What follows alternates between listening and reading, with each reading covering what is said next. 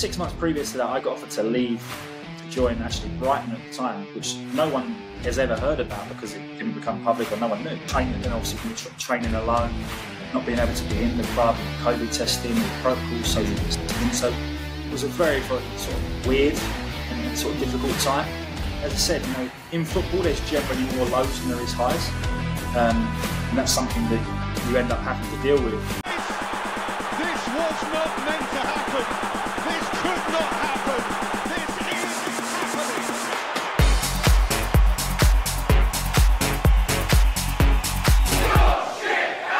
Gentlemen, boys and girls, welcome to another very special episode of The Coach's Son Parks the Bus. We are delighted and privileged today to be joined by Ryan Bennett.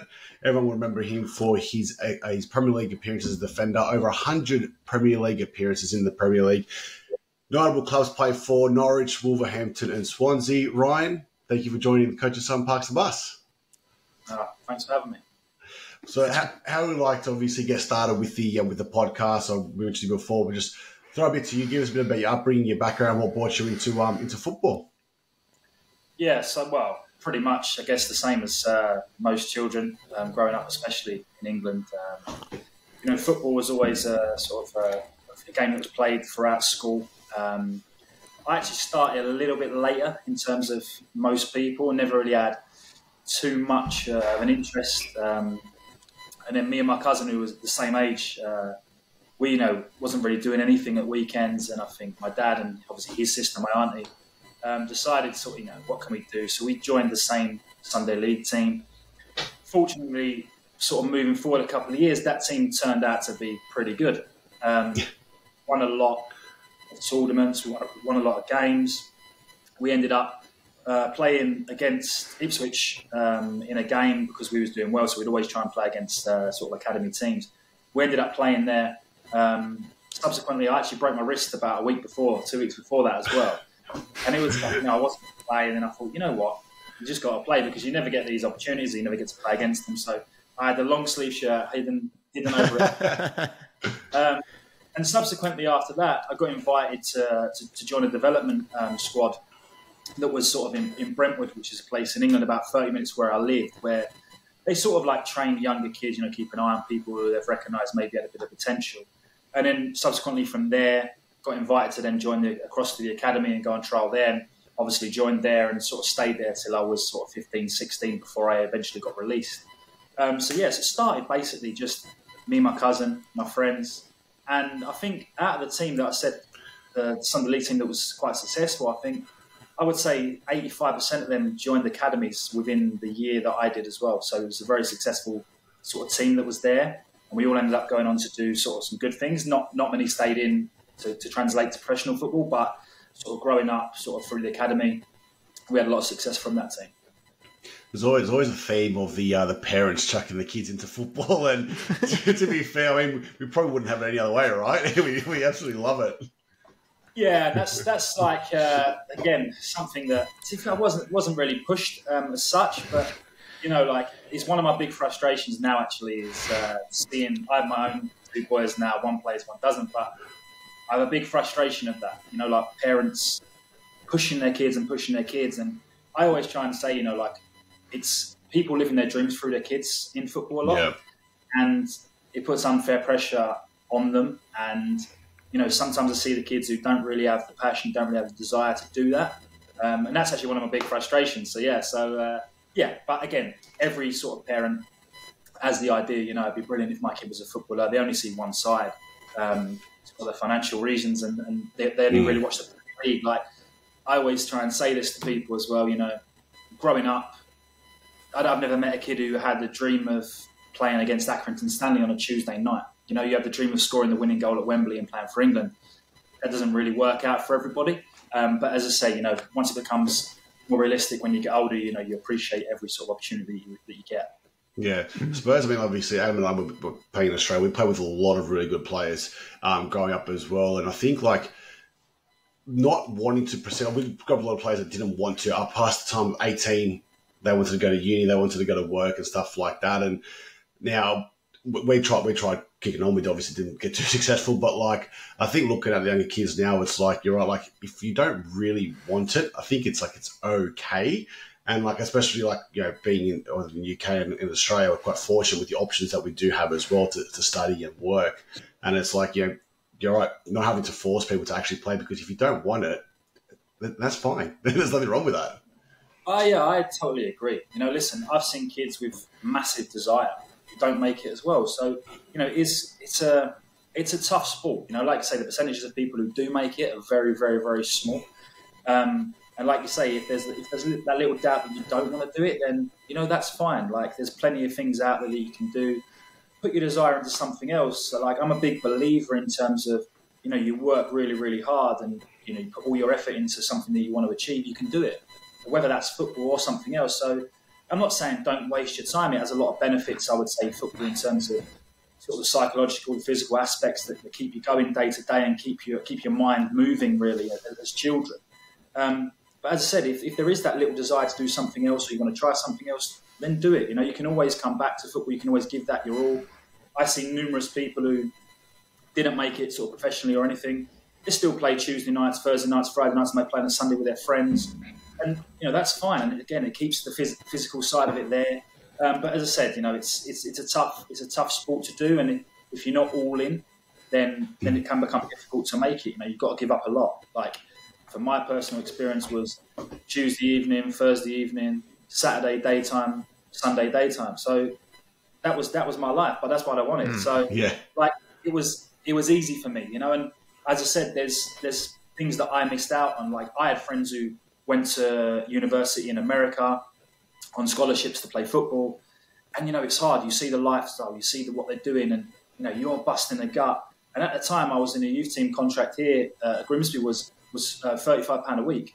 I mean, that's not what you dream of. And I'm seeing people like go to uni, go to work, who are living out their life. Friday night they're out, Saturday night they're out. Like, I didn't drink at that point, so it didn't really bother me too much. But seeing all these sort of opportunities they were having, it was tough, and that's sometimes the reality of it. You have to put a lot of sacrifice in being throughout your young sort of life to get where you want to be. And evidently, that's what I always say. I missed out on a lot. People say, it's lucky to be a footballer and stuff like this. And I'm like, yeah, but I sacrificed from 10 till sort of 17, 18.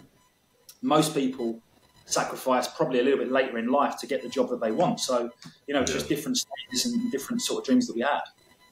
It's probably the parts of that people actually don't see. So obviously it's the journey. It's when you get on TV and stuff, that's where everyone said, oh, he's there now. Exactly. I mean, this is what I try and say to people. It's like, it's a bit tongue-in-cheek, and obviously, but it's true. Like, as I said, Tuesday night, Thursday night, Saturday, Sunday. But in turn, that means I can't go out on a Friday night because I was at football on Saturday. So when my friends or people are going out, when I was living in Great Yarmouth at the time, was Friday night was good. You finish school, people would go down the amusements, stay out till a bit later, then come home. It wasn't for me. I had to go in because I knew at 7 o'clock in the morning on Saturday that I was going to football all day. So, there is a lot of sacrifices with stuff like that. And even in terms of when you're playing professionally, like, this is probably one of the most underrated things, is what you do miss out on. You can't cry about it. Obviously, it's a great privileged life to live, but there is massively amount of things that you do miss out on. That could be children's birthdays, children's births. Like, for example, my wife gave birth to my kids, and I think 3-4 days later we was on tour. So I haven't seen my kids for sort of 15, 16 days since they were born. But that's different. People have different mentalities on that. I'm like, well, this is my job. Like, this is what I want to do. This is what I like doing. This is what I love doing. So I have no issue with doing that. But some people, don't see that side. Some people turn around and say, stop moaning, you get paid enough. But at the end of the day, it is what it is. And like I say, the sacrifices are a lot, and they do go out a bit unnoticed. People only see what they see on a Saturday or a Tuesday night whenever you're playing games. So, they do forget the in-between stuff. But like I say, it can be difficult, but it's well rewarded. Before we dive into your career a little bit, did you have any interests outside of football at all to maybe give you that bit of work-life balance? I know at the top flight, your main focus was that, and it probably was your life for a while. But was there any other interests?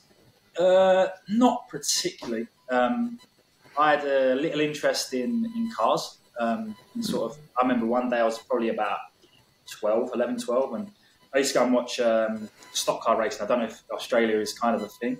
And I remember saying to my dad one day, I want one of them cars, which is a mini stock, driving when you were 11 years old and racing. And he was like, well, you're playing football, you're not doing that. My brother in turn then decided that he wanted one, and he got one. So little things like that. But again, nothing too particular growing up. Like moving forward to when I was sort of more professional and had obviously a lot of spare time, you can sort of go down different roads. I mean, like to say gambling was probably a big prominent thing in football when I was sort of coming through. I started to sort of gamble a little bit, horses, different things. Only like very small, but and then I thought to myself, this becomes a problem. I've seen it become a problem with different people. So I always tried to think of something to do. What can I do in my spare time to do it? And it was actually a lad called James Wazalowski. He didn't drive. He was at Peterborough at the time, and he was like, one day I used to pick him up every day, and he was like, "Do you mind taking?" I think he was Australian, I think, and he was like, "Oh, do you want to take me to a guitar shop? I'm going to go and buy a guitar." And I thought, I'm not doing nothing else. I drove him there. Ironically, when we was in the guitar shop, I was just stood there next to him, really, and he was buying one, and I thought, you know what, I'm going to get one myself. And then that became sort of a hobby that I would sort of do in my spare time, really, instead of diving into looking at horses, betting shops, all that sort of thing you could do. So I spent a lot of time really just kind of learning that, and that was sort of something that I found just was chilled, relaxed. Speedway. I used to meet my brother once a week, probably at the Speedway. So I've been all over sort of, well, not the world, but like all over Europe watching that. I mean, that's obviously quite big in Australia. You have some good riders there. So that was another thing that we found. So we used to meet up weekly really there and follow Great Britain over Europe in the World Cups and stuff as well. So yeah, had some good times doing that. But they're the only sort of two things that I've really sort of stuck into. I mean, I played cricket as a kid, but you have to give that up because you're playing football, so that kind of goes straight away again. So so they're the only sort of few things that I really found myself doing. You mentioned downtime just then. Did you actually have a lot of that during the week? Obviously you'd have training and stuff predominantly maybe every day, but once that finished, was there things to do after training or anything like that around football? This is where it does become hard in sort of the life as well. Like, it's great, you have a lot of downtime, but so a typical day, I would say, when probably Wolves was the hardest because that was, that's when I started to realise how serious it was and European style and different things. But previous to that was, generally when I first started, it was, you arrived at 10:15, 10 o'clock and started at 10:30, you were done by 12:30, 1 o'clock-ish. So there's a lot of time in between that. And after that, you go home, the day was yours, like you could kind of do what you wanted, but obviously you were aware that you had training the next day. So there was a lot of time that you can sit, fester things. And like I say, it is tough because there's different psychological elements. I mean, if you're playing every week, it's no problem. You're going to training, it's all fun, coming tomorrow, play Saturday. When you're not, and you're going through bad times or whatever you're doing, you have a lot of time to sit and think about it. So it can work in both ways, It does become tough. And like I said, there's a lot of individual downtime, really. The higher you step up, the levels, probably becomes less downtime. So, you're traveling a lot more. You have different competitions. The training is generally longer. You have better resources around you, staff-wise, and you're available to stay around the training ground. Nowadays, people have hotels there. You have sort of hydrotherapy units and all sorts of stuff like that. So you can stay there till 3, 4 o'clock. But the lower land level, there's a lot of free time, and say a few years ago it was the same. So it can become tough in them times. Do a lot of the managers have a big vested interest in what you guys would do in those free time areas? Again, I think it depends sort of on them and what they believe in and what they do. I mean, obviously they can't really control too much of what you're doing without really knowing, because obviously they've only got one set of eyes, only one person themselves. So, it's sort of the professional aspect of it is, what you can do and you know what you can't. And at the end of the day, if you want to be one that's doing the wrong things or whatever in the downtime, then eventually you'll get found out, and that sort of translate into the sort of training and performances. So, it's tough. You have to live the life that you have to really. You've got to make sure you're in good shape and able to sort of train and be fit every single day. So there's little things that come into it a bit later again at the top of the level. Sort of analysis every morning, sort of testing every morning.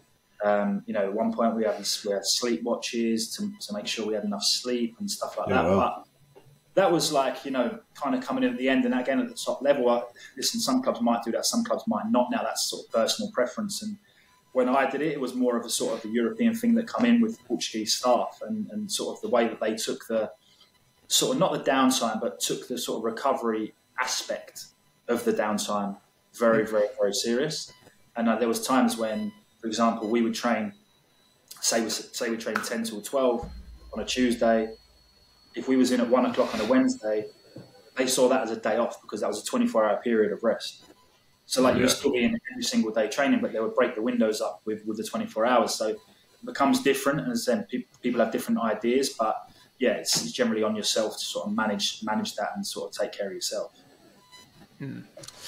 Skipping through the beginning of your career a little bit, I just want you to run through the experience and the emotion that sort of went through your time at Norwich. So I know there was a lot of highs and lows that potentially there with relegation and then promotion. How was that for you? Yeah, it was tough. It's interesting. I was speaking to someone yesterday actually about this, and it was they gave me my opportunity really at that level.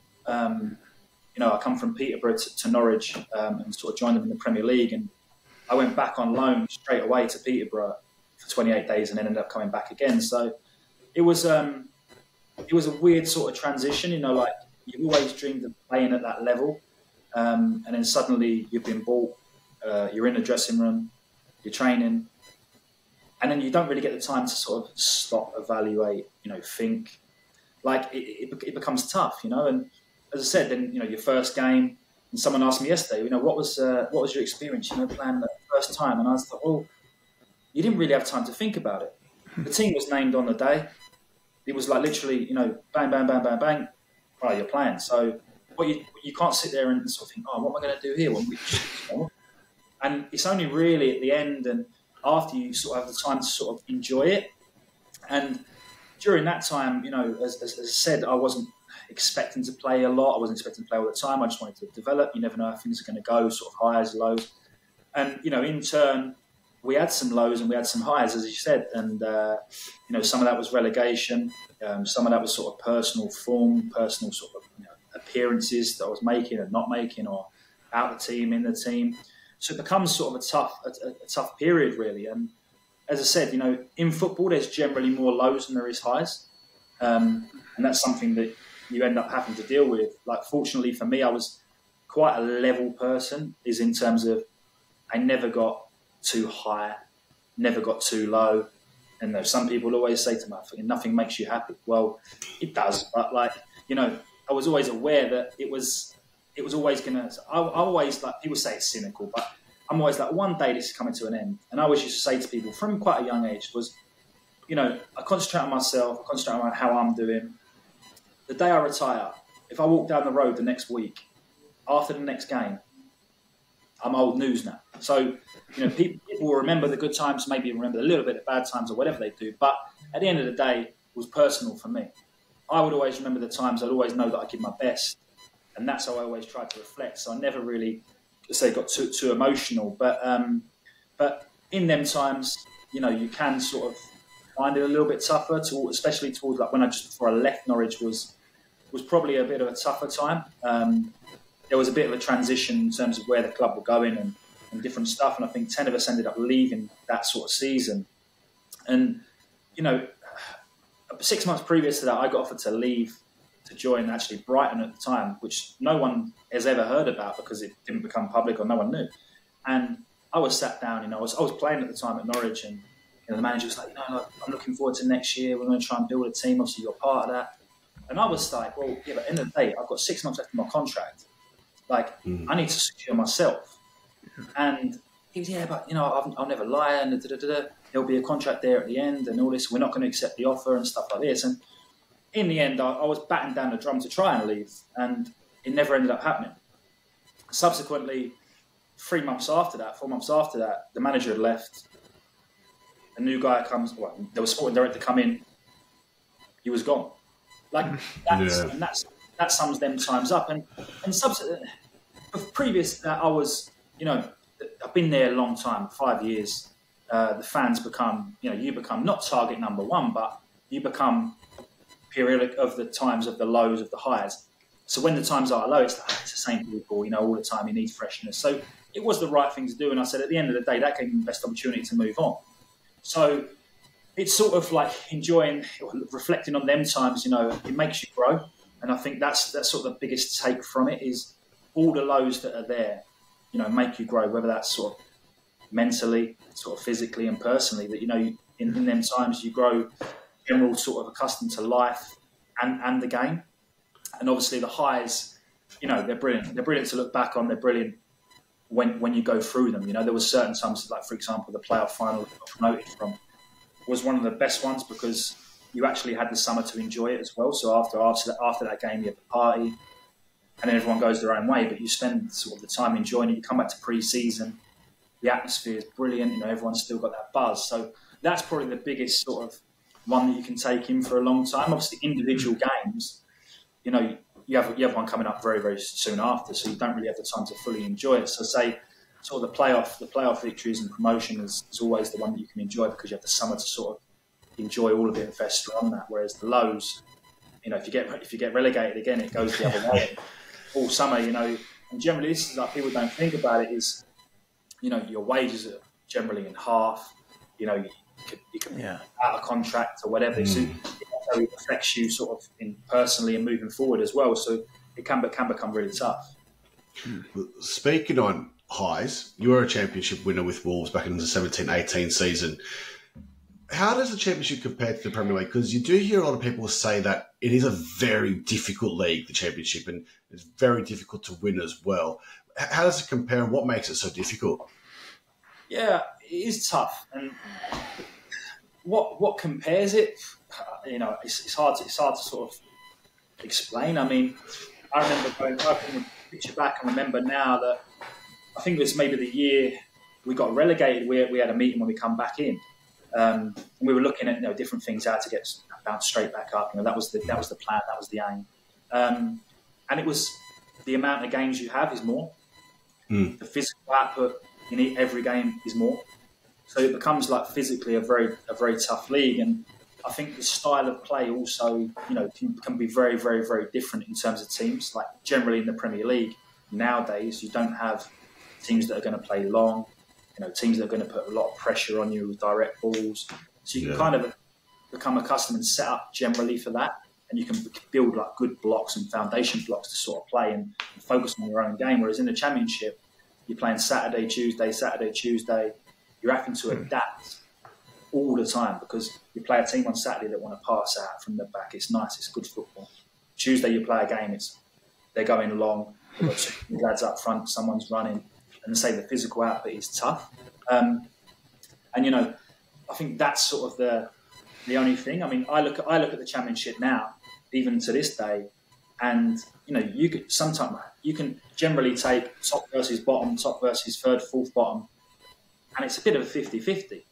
You have the odd anomaly where the team's running away with it a little bit and you fancy them every week, but generally every game can be 50-50, 60-40. And that's what makes it an appealing league for the fans as well. So I think it's just the sort of disparity in styles of play. Obviously, there's a lot more investment at that level now. People are hungry and keen to sort of improve. Generally, teams have sort of different abilities. But yeah, it's a tough one to sort of answer. But I think the amount of games and the different sort of tactics and styles throughout the league make it tough. I mean, we've got three centre backs, we've got three defenders, obviously sitting here. And I'm just thinking back to those games where you've got 90 minutes of just that long ball, and it's just the expectation. You won't miss a header all game, and you come on the field and your coach will be like, "Yeah, well, that's your job." But as soon as you miss that one header, it's didn't conceive from it. It's like, nah, that's not your job.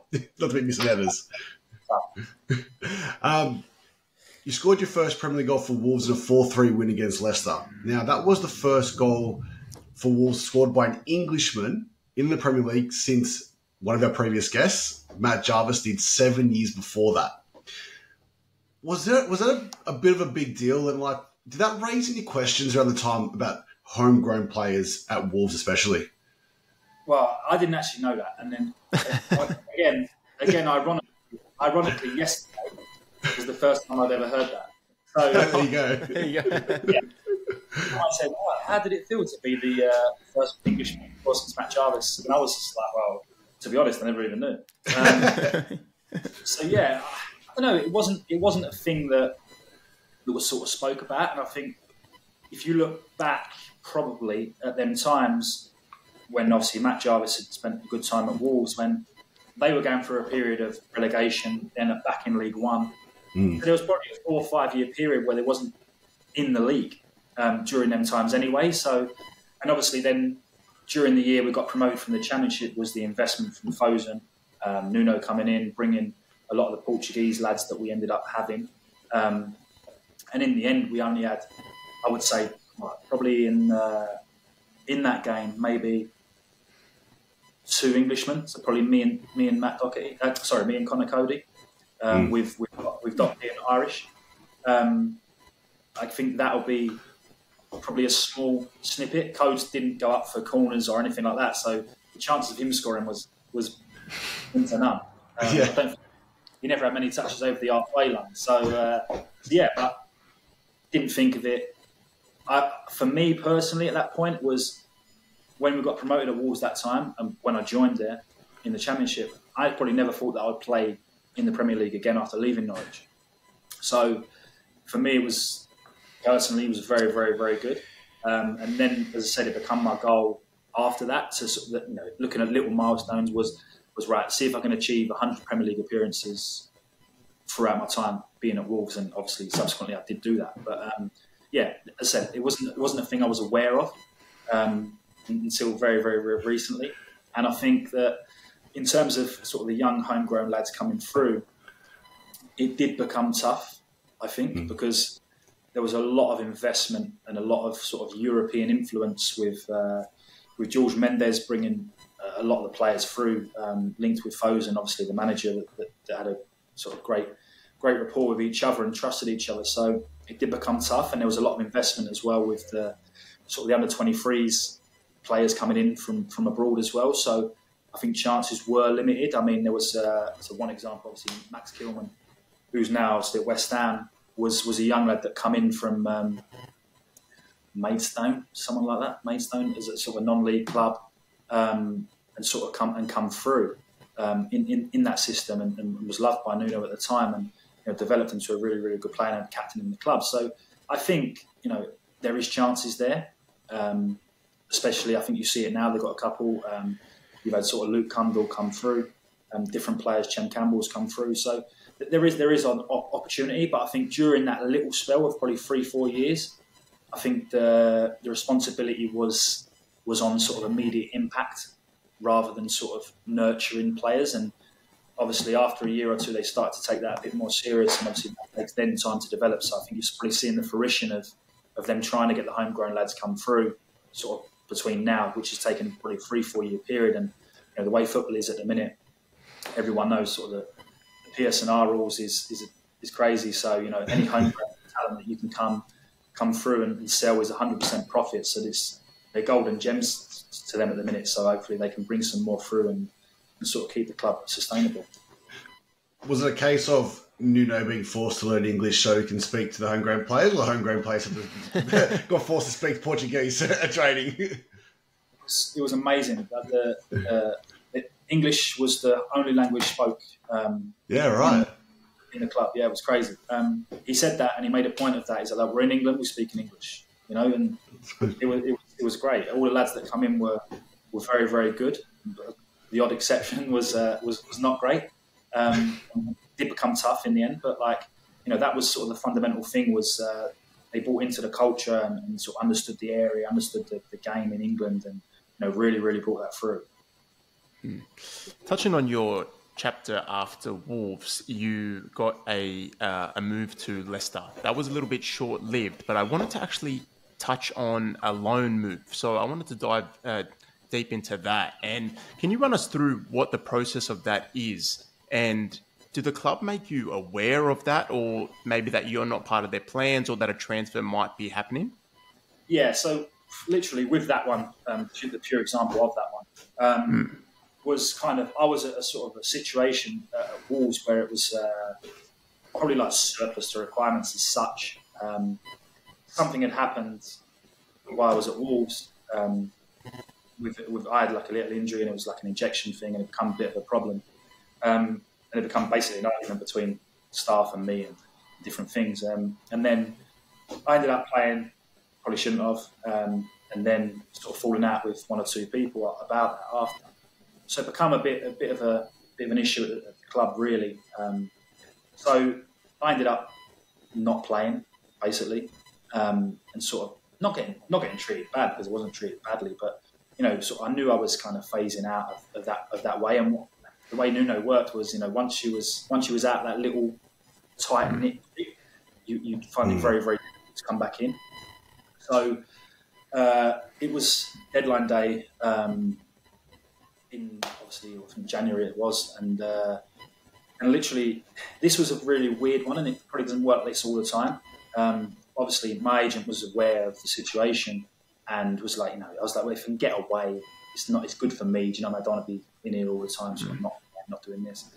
And Brendan Rodgers had tried signing me previously at Swansea, and obviously they became aware that I was probably available for a loan, and it wouldn't have been, an expensive loan or anything like that for them. They were a settled team, fourth, fifth in the league at the time, vying for Champions League football.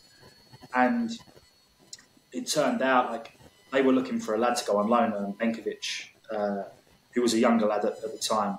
But they needed someone to come in as cover for that. So obviously I was made aware of that. And he said, would you be interested to go there? In terms of, literally in my case, was right, get away from the club, go and train somewhere else, you're out of the way. It's a fresh start, different ideas, you get to play with different people. And that's how it transpired. So I was like, well, yeah, that'd be of interest to me. It gets me out of the way. I can sort of move on a little bit, train elsewhere.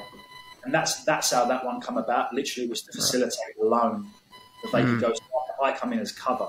Obviously, they were settled with Sancho, Johnny Evans, people like that. So, and ironically, I ended up playing, and it became a tough time through COVID as well. So I joined initially to be there till May, and ended up being there a lot longer because of COVID, and it became difficult. Because obviously, I was on loan.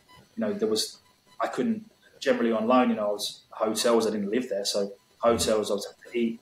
Obviously, out everything closed down, so I was sort of left scratching a little bit, trying to find places to live. Couldn't stay in hotels. Couldn't find anywhere else. Places to eat.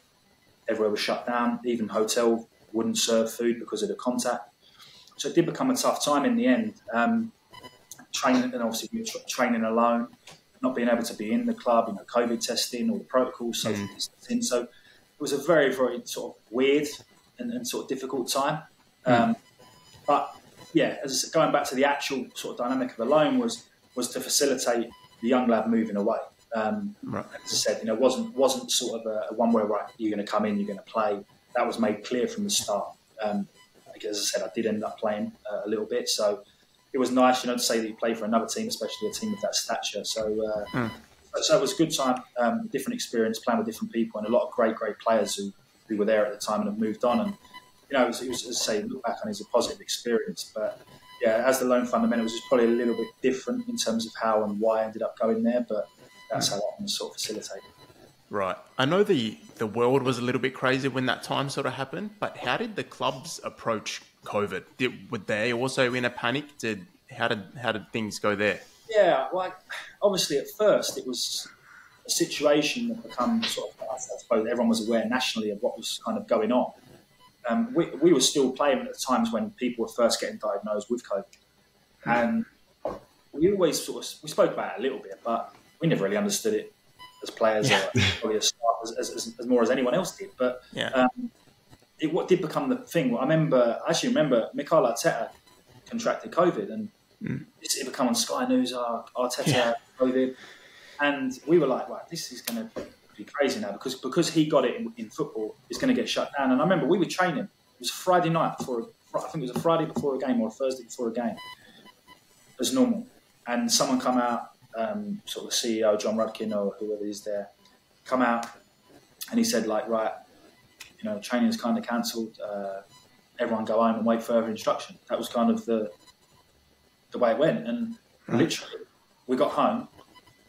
I never went back for 3 months. And it was very crazy because the clubs were unaware of when we're going back, if we were going back, what protocols there would be. So I speak to people, obviously, that were in football at the time. At Leicester, sort of specifically, we were given heart rate monitors, GPS units, given a programme. We were sent gym equipment to use. And we were constantly working because we never knew when we were going back. It was a week-to-week thing. Then it becomes sort of a 2-weekly sort of thing. We don't know what's going on. We don't know what we're doing. But then other clubs kind of used it and I guess tried to second guess it was going to be a longer period. So some of them then had 3-4 weeks off of doing nothing. It became working alone at home. Obviously, it was the same for everyone. Not allowed out of the house, not allowed anywhere in the bloody world at the time. But, Zoom calls. There were Zoom calls, Zoom meetings and, little things that we were trying to do. I mean, there was some teams, obviously, around the country that were doing sessions on Zoom, group gym sessions, group sort of analysis sessions, or just getting together. We were predominantly sort of gym-based, following a program that they'd sent, and we were having to be on the heart rate monitors, GPS monitors they sent, and we had to go, obviously, online, upload all them sort of files and data to send across so they can monitor exactly what we're doing and the condition that we were in. And then coming back, to sort of transition back into the game was probably the weirdest bit. I mean, at first we were individually in, so like we would drive to the training ground in a car. You weren't allowed out the car. You weren't allowed in the building, nothing like that. You would get out of your car, go to a little area that was set up, social distancing, which you weren't allowed near the coaches. You say you'd be working in an area of one-on-one. That would be a running session. At first, there was probably not even a ball involved. With the cross-contamination that he was not allowed. Yeah.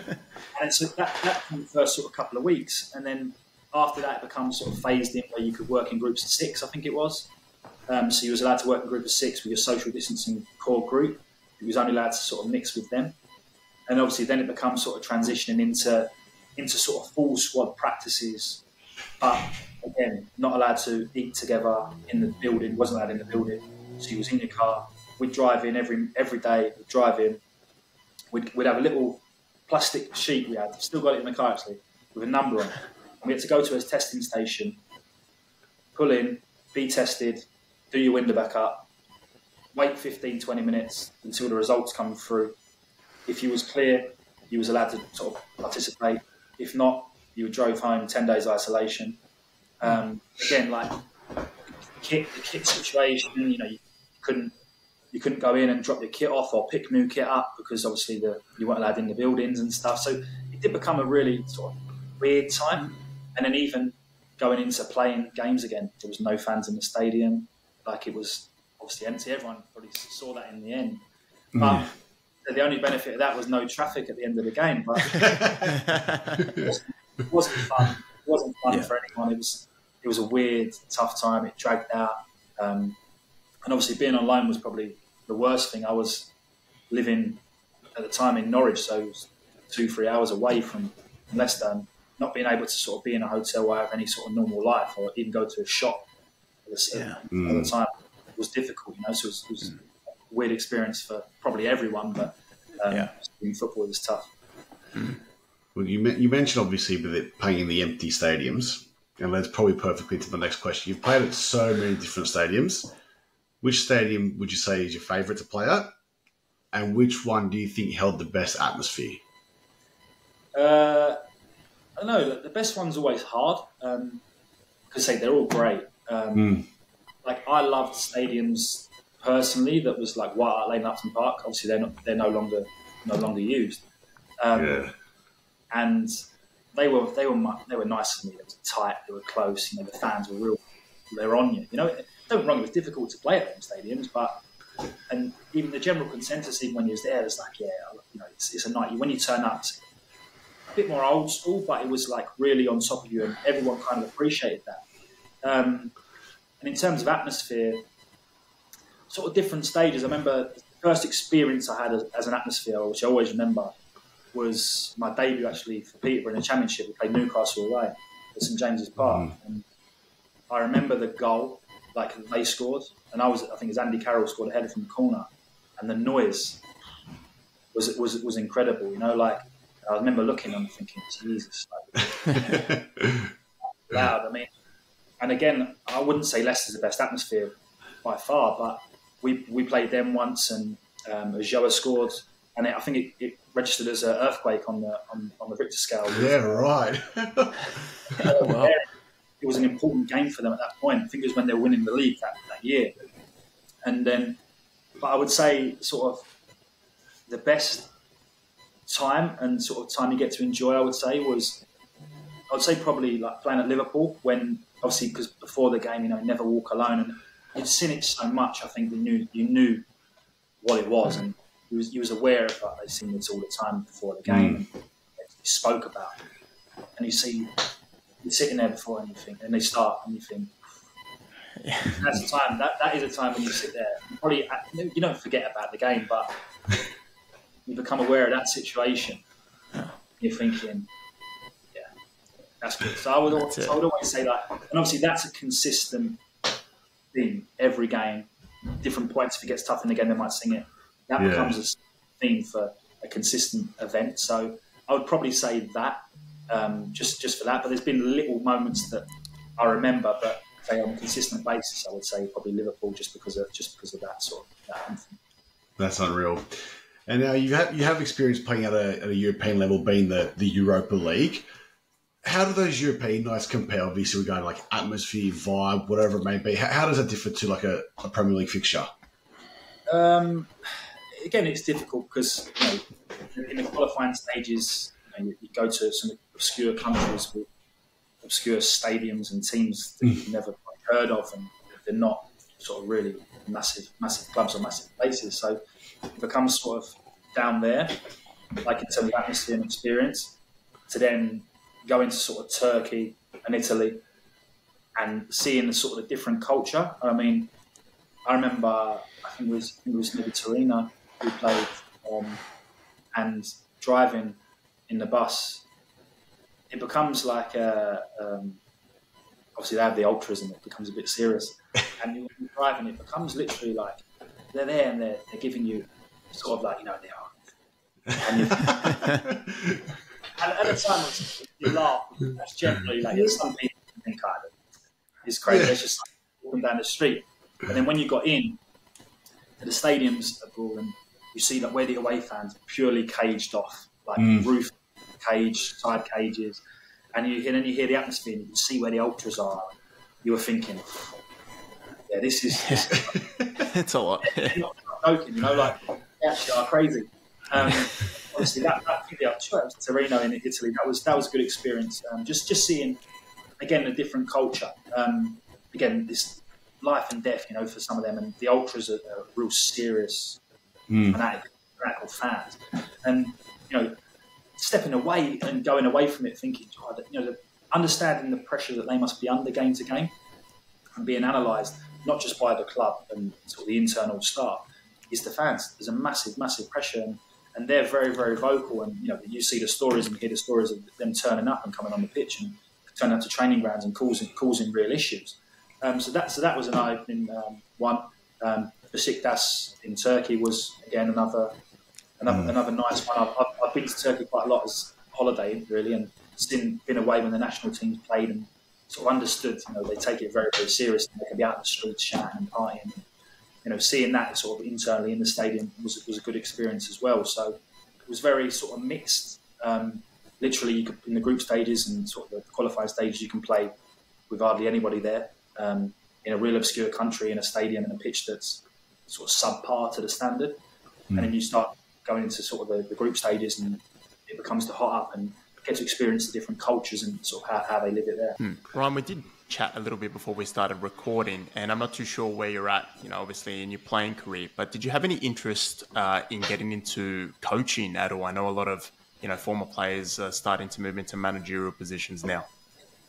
Not so much in coaching. I don't know why. Like, I love the sort of the tactical analysis of stuff, but I don't know what it was. It never wanted to be sort of out on the grass 24/7. And I'm not saying in the end that won't happen. I'm still learning to sort of do that in terms of doing my license, going through my badges and stuff like that at the minute, just to have a broader experience and sort of qualifications within that. So coaching is not sort of the one that I'm sort of aiming for as such. I'm more looking to stay in the game, sort of like recruitment-based sort of work, and in the end would like to be a sporting director, which is probably a role that's coming more into football, probably at the minute at the top level, which is difficult to obviously break straight into, but it's starting to filter down now.